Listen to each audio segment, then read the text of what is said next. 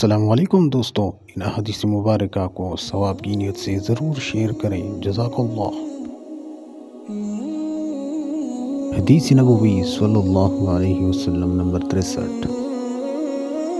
حضرت ابو ہریرہ رضی اللہ تعالی عنہ بیان کرتے ہیں، رسول اللہ صلی اللہ علیہ وسلم نے فرمایا، بے شک اللہ نے میری امت کے دلوں میں پیدا ہونے والے وسوسوں سے درگزر فرمایا ہے، جب تک وہ ان کے مطابق عمل نہ کر لے یا بات نہ کر لے۔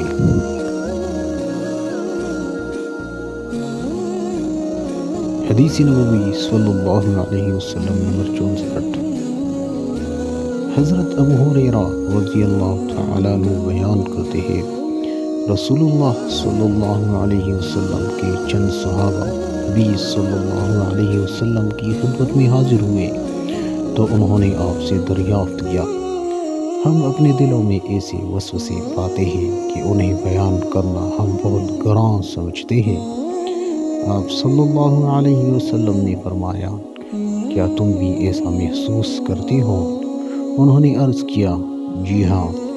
آپ صلی اللہ علیہ وسلم نے فرمایا، یہ تو صریح ایمان ہے۔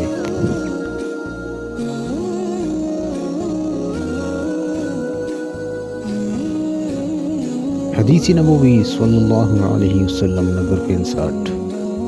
حضرت ابو ہریرہ رضی اللہ تعالی عنہ بیان کرتے ہیں، رسول اللہ صلی اللہ علیہ وسلم نے فرمایا، شیطان تمہارے کسی شخص کے پاس آتا ہے تو وہ کہتا ہے، اس کو کس نے پیدا کیا؟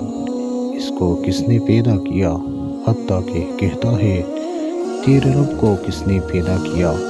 بس جب تم میں سے کوئی اس حد تک پہنچ جائے تو وہ اللہ کی پناہ طلب کرے اور اس شیطانی خیال کو چھوڑ دے۔ حدیث نبوی صلی اللہ علیہ وسلم نمبر 66۔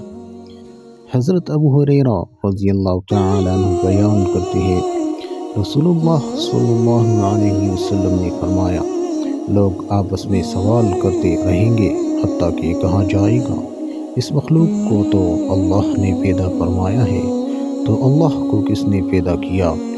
بس جو اس طرح کی صورت محسوس کرے تو وہ کہے، میں اللہ اور اس کے رسولوں پر ایمان لایا۔